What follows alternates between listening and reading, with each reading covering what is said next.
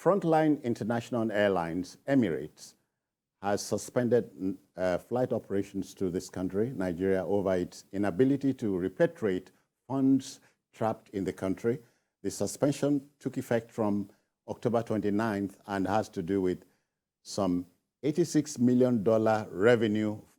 You want to know that the foreign airlines, we should mention, have been struggling to retire their earnings from ticket sales, grossing some $500 million.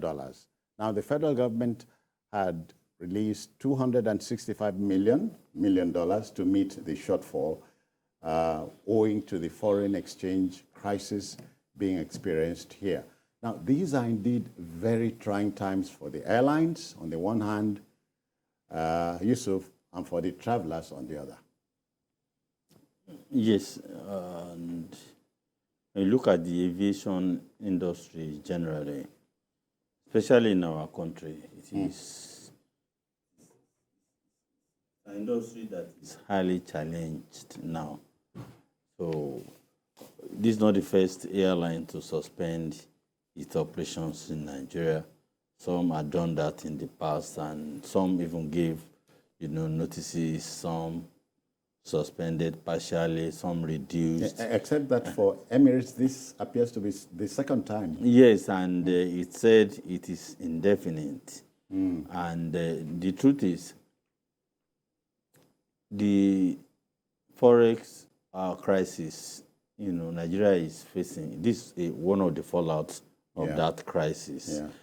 The airlines are unable to repatriate their cash, and that makes it difficult operationally, for operational activities of the airlines. Then, too, many travelers, you want to book, they do all these things majorly in dollars. You get my point? The international. That's because your naira is very weak. Well,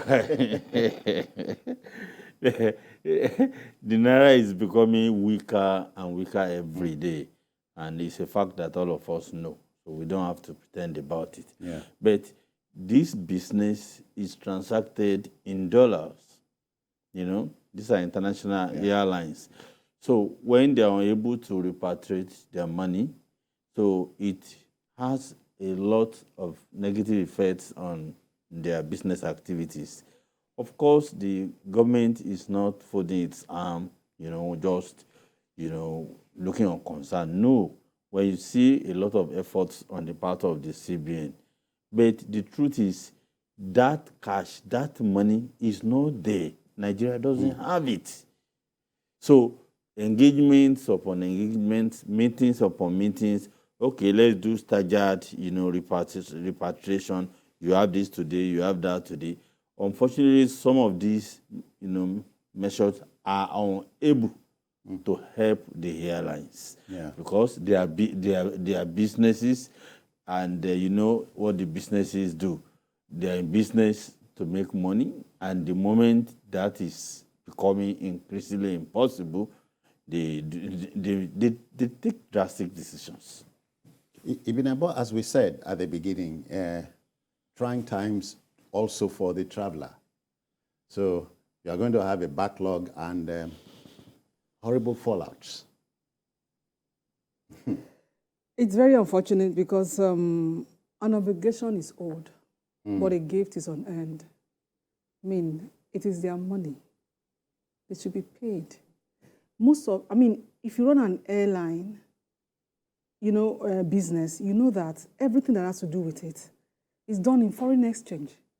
Yeah. Maintenance of it, payments of salaries. I'm looking at 90% of the activities will be done in foreign exchange, and they are not paid. Now, when I saw this story, what came to my mind was we are in the 36th year of currency devaluation since 1986. Structural adjustment program. We are still trying to adjust in 2022. So, when our mainstay is not even properly handled, then how do you get the dollars? Yeah. Because we don't export. You don't produce. We don't produce.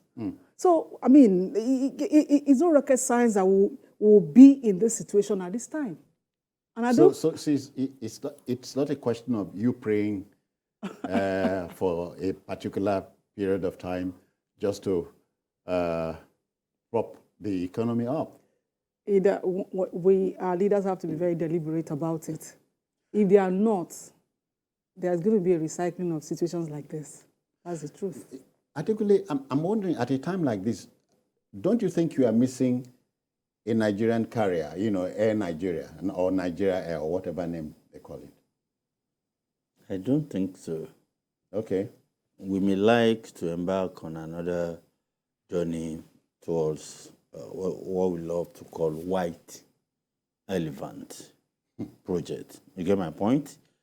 Whoever is telling you that, because it is easy to establish a business, but when you look at the culture around our public officers, you get my point? Because when you do a Nigerian airline, tell me one business the federal government or any state government has done successfully. May I tell you one? Let me land. You're asking me to tell you one. You tell me. Okay. You will see, look at the biggest opportunity for Nigeria to make money, cash, dollar, is in petroleum, crude. Oh, yeah. What do we do with it? Those in powers, the powers that be, messed up that sector. Today, all our refineries are technically dead. So we have what God has blessed us with, but we take it from here and go abroad. They could call it swapping. At the end of the day, what should fetch us, dollars? What do we do? That's stage one. Stage two, the bulk of this God-given, asset is stolen. Believe me, we are not saying 20%, 30%, as high as 85% of Nigeria crude oil is stolen. And the facts are there. The NNPC told us it will... Forget whatever NNPC or any security agencies are saying. They are all culpable because you and I cannot steal crude. This is done by top-placed, Nigerians, be it in the security agencies, be it in, government, be it in all. So they are all... Don't let us twist the discussion. So they are all involved. So when the easiest opportunity for us to make, money through dollars, I mean, to enhance our forex, capability, we messed it up. Do you know? Today, I thought you were going to talk about Russia-Ukraine crisis. OPEC countries are known to be making money, except us. All the countries in the world that are blessed with, are smiling to the banks except now. Nigeria. Except Nigeria.